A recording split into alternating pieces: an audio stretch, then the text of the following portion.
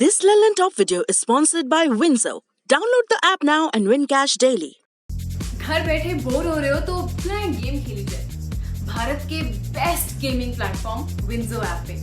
यहाँ पे आप अपना फेवरेट स्पोर्ट खेल सकते हो एंड जीत सकते हो बहुत सारा रियल कैश जो आप अपने बैंक अकाउंट, यूपीआई या पेटीएम वॉलेट से विड्रॉ भी कर सकते हो इंस्टेंटली। पग पग पोखरी माछ मखान माने जहां कदम कदम पर आपको तालाब, मछली और मखाना मिल जाए। मिथिला शब्द सुनते ही पंक्तियां ध्यान आती हैं, लेकिन अब की बार मामला काफी अलग है। मधुबनी अपनी लोक कला मिथिला पेंटिंग्स के लिए विश्व विख्यात है, लेकिन आजकल 5 लोगों के मर्डर को लेकर खबरों में है। होली के दिन जिले के बेनीपट्टी थाने के महमदपुर गांव में जमीन और तालाब विवाद को लेकर हुई फायरिंग में एक ही परिवार के 5 लोगों की मौत हो गई है। आइए इस पूरे मामले के बारे में विस्तार से जानते हैं। तारीख 29 मार्च, जगह महमदपुर बेनीपट्टी, मधुबनी। इस दिन दोपहर करीब 12 तालाब से मछली पकड़ने को लेकर हुए विवाद में एक पक्ष के 3 लोगों की मौत हो गई। मरने वालों में रणविजय सिंह, वीरेंद्र सिंह, राणा प्रताप सिंह शामिल हैं। 2 लोग रुद्र नारायण सिंह और मनोज सिंह घायल थे। इन दोनों की मौत अस्पताल में हुई। घटना के बाद मृतक परिवार के राम नारायण सिंह के बयान के आधार पर प्रवीण झा, नवीन झा सहित कुल 35 लोग नामजद किए गए। घटनास्थल से पुलिस को 8 खोखे कारतूस, 2 बाइक और 1 मोबाइल मिला था। घटना के बाद पुलिस ने गांव में कैंप करना शुरू कर दिया। मामले को लेकर एसपी मधुबनी सत्य प्रकाश ने 30 मार्च को कहा था, एक भी आरोपित को बख्शा नहीं जाएगा। फिलहाल स्थिति सामान्य हो रही है, पीड़ितों को पूरा न्याय मिलेगा। मामले को लेकर शुरुआती मीडिया रिपोर्ट्स में बताया गया कि महमदपुर गांव और पोआम गांव की सीमा पर एक तालाब में मछली पकड़ने को लेकर पहले से ही विवाद था, लेकिन होली वाले दिन दोनों पक्षों में कहासुनी हाथापाई में बदल गई। इसके बाद प्रवीण झा अपने दर्जनों लठैतों को लेकर आए और गाली गलौज करते हुए फायरिंग की। इसमें 3 लोगों की मौके पर ही मौत हो गई। घायल लोगों को Darbhanga medical college hospital refer कर दिया गया, जहां 2 और लोगों की मौत हो गई। ग्रामीणों का दावा है इस दौरान करीब 20 से 30 राउंड गोलियां चली। स्थानीय मीडिया रिपोर्ट से इतर बीबीसी की एक रिपोर्ट बताती है कि मामला सिर्फ तालाब और मछली को लेकर नहीं है। बीबीसी की रिपोर्ट के मुताबिक तालाब और मछली का संबंध मठ की जमीन से है। इसी मठ की जमीन पर तालाब है, जिस तालाब से मछली पकड़ने को लेकर दोनों पक्षों में विवाद होता रहा है, जो अब की बार हिंसक हो गया। मुख्य आरोपित प्रवीण झा को लेकर बीबीसी की एक रिपोर्ट बताती है कि वह बजरंग दल का जिलाध्यक्ष है और रावण सेना के नाम से स्थानीय स्तर पर संगठन भी चलाता है। ये संगठन कथित तौर पर ब्राह्मणों के हितों की बात करता है। जानते हैं तालाब को लेकर विवाद क्या है। प्रभात खबर की एक रिपोर्ट के मुताबिक जिस तालाब को लेकर 2 समुदाय में लड़ाई होती है, उसमें दोनों समुदाय का आधे हिस्से पर स्वामित्व है। एक समुदाय के लोगों ने अपने हिस्से का भाग महमदपुर गांव के सुरेंद्र सिंह के बेटे संजय सिंह के हाथों मछली पालन के लिए मछुआ सोसाइटी के माध्यम से बेच दिया है, जबकि बाकी आधे हिस्से को दूसरे समुदाय के लोगों ने भी किसी और को लीज पर दिया है। लीज के 2 साल पूरे हो चुके हैं। जबरन मछली पकड़ने को लेकर दोनों पक्षों के बीच विवाद होता आया है। 4-5 अप्रैल को मुख्य आरोपियों की कुर्की जब्ती की जा चुकी है। इसके बाद 7 अप्रैल को मुख्य आरोपी प्रवीण झा के साथ भोला सिंह, चंदन झा, कमलेश सिंह, मुकेश साफी आदि को भी गिरफ्तार किया गया है। नेता क्या कह रहे हैं। बिहार विधानसभा के नेता प्रतिपक्ष और राष्ट्रीय जनता दल के नेता तेजस्वी यादव ने दावा किया है कि आरोपित प्रवीण झा के स्थानीय डीएसपी से अच्छे संबंध हैं। तेजस्वी ने मामले को लेकर पुलिस पर भी सवाल उठाए हैं। उन्होंने सीएम नीतीश कुमार पर भी आरोप लगाते हुए कहा है कि नीतीश कुमार आरोपियों को संरक्षण दे रहे हैं।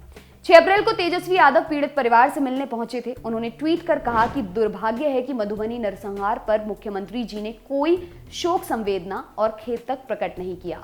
सत्ता संरक्षण में हुए इस नरसंहार में अगर किसी विधायक, मंत्री की कोई संलिप्तता नहीं है तो अभी तक दोषियों को बचाया क्यों जा रहा है। डीएमएसपी ने अभी तक घटनास्थल का दौरा क्यों नहीं किया। विपक्ष के साथ ही बीजेपी के मंत्री और विधायक भी इस घटना पर सवाल उठा रहे हैं। वन एवं पर्यावरण और जलवायु परिवर्तन मंत्री नीरज सिंह बबलू ने घटना को नरसंहार बताया है। उन्होंने कहा है कि पुलिस में कुछ निकम्मे अधिकारी बैठे हुए हैं, जिनकी वजह से इस तरह की घटनाएं हो रही हैं। बीजेपी के विधायक ज्ञानेंद्र सिंह ज्ञानू ने कहा कि वक्त आ गया है कि पुलिस पैसे के लिए शराब पकड़ना छोड़ अपराधियों को पकड़े। देरी से ही सही, सीएम नीतीश कुमार का बयान भी इस पर आया। उन्होंने कहा कि कोई किसी का मर्डर करके बच नहीं सकता है। मैं लगातार डीजीपी के संपर्क में हूं और मामले को देख रहा हूं। सीएम नीतीश ने स्पीडी ट्रायल की बात कही है, कहा है कि दोषी बख्शे नहीं जाएंगे। पूर्व सांसद पप्पू यादव ने कहा कि मधुबनी नरसंहार को इवेंट के रूप में मत देखें, न ही इसे जातीय विद्वेष फैलाने का जरिया बनाएं। पीड़ित परिवार को न्याय दिलाने की लड़ाई लड़ें। पीड़ित परिवार आमरण अनशन पर बैठा है, उनका साथ दें। प्रवीण झा गिरफ्तार हुआ है, लेकिन ऐसे गिरोहों के जन्मदाता बजरंग दल पर पहले प्रतिबंध लगे। बिहार सरकार के मंत्री अशोक चौधरी ने ट्वीट कर बताया है कि मधुबनी में घटित जघन्य अपराध के मुख्य आरोपी को गिरफ्तार कर लिया गया है। राज्य में अराजकता फैलाकर कोई भी अपराधी बच नहीं सकता। हमारी सरकार की अपराध को लेकर जीरो टॉलरेंस की नीति हमेशा से रही है। राज्य में संगठित अपराध को जड़ से उखाड़ फेंका गया है। इस प्रकरण में भी अपराधियों के खिलाफ सख्त कार्रवाई होगी।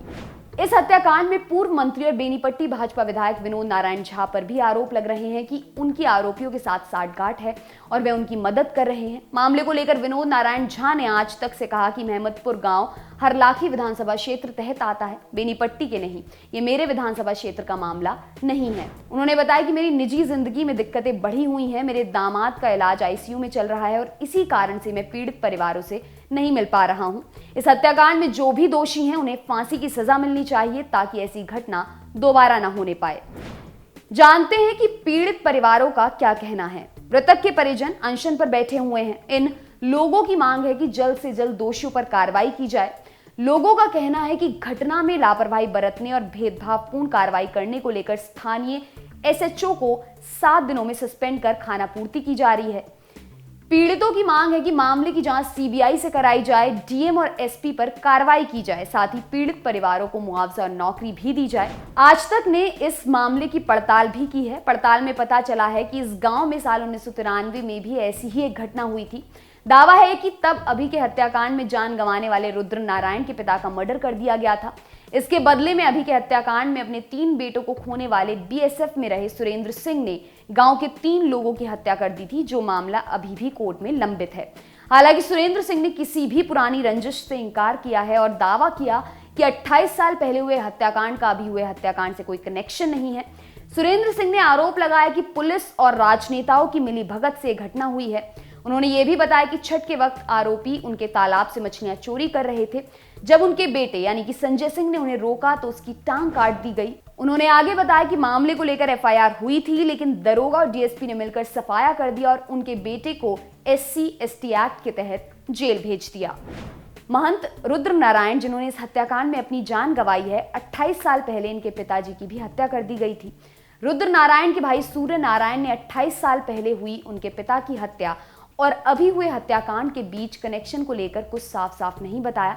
सिर्फ इतना कहा कि छठ के मौके पर तालाब से मछली मारने को लेकर यह विवाद हुआ था। मृतक रुद्र नारायण की मां ने 28 साल पुराने हत्याकांड को लेकर बताया कि सब गांव के ही लोग थे, अब उन्हें कुछ याद नहीं। स्थानीय लोगों ने आज तक के रिपोर्टर पर 28 साल पहले की घटना से जुड़े सवाल ना पूछने का दबाव बनाया। स्थानीय लोगों का दावा है कि दोनों घटनाओं का कोई रिश्ता नहीं है।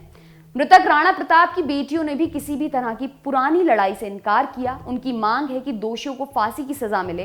पीड़ित परिजनों की शिकायत है कि घटना से काफी पहले ही पुलिस को जानकारी दे दी गई थी, लेकिन पुलिस हत्याकांड के कई घंटे बाद मौके पर पहुंची। कई लोग और मीडिया के एक सेक्शन में इस हत्याकांड को जाति की लड़ाई बताया जा रहा है, लेकिन पुलिस प्रशासन इसे जातिगत लड़ाई मानने से इनकार कर रहा है। दरभंगा रेंज के आईजी अजिताभ कुमार ने हत्याकांड को लेकर बीबीसी से बात करते हुए कहा, ये कांड 2 जाति का मामला नहीं है, बल्कि 2 गुटों के आपसी रंजिश का है। पुलिस के पास जो सबूत हैं, उसके आधार पर पुलिस अभियुक्तों को गिरफ्तार करने के लिए छापेमारी कर रही है। आईटी सेल का भी सहयोग लिया जा रहा है। हत्याकांड में लापरवाही के आरोपों पर मधुबनी एसपी सत्यप्रकाश ने बीबीसी को बताया, लापरवाही के आरोप में बेनीपट्टी के थाना प्रभारी को निलंबित कर दिया गया है। हमने घटना की रात ही एसआईटी का गठन कर जांच शुरू कर दी थी। अब ये मामला इतना बड़ा बन चुका है कि किसी को संरक्षण देने का कोई सवाल ही नहीं रह जाता। आरोपियों के चाचा चंद्र प्रकाश झा का दावा है कि नवीन और प्रवीण ने कोई हत्या नहीं की है। उन्होंने सारे आरोपों को निराधार बताया है।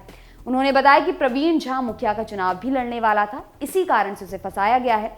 जिस तालाब की यहाँ पर बात की जा रही है, उसके दूसरी तरफ का हिस्सा हमारा है, पूर्वजों से चला आ रहा है, लेकिन वो लोग पता नहीं कहां से कागज बनवाकर उसमें मछली पालन करते हैं। जब वो तालाब हमारे पुरखों की है तो वो जगह मछुआ सोसाइटी को कैसे चली गई। मधुबनी हत्याकांड का ये मामला बेहद पेचीदा है। गांव में कोई भी कैमरे पर कुछ भी बोलने से परहेज कर रहा है।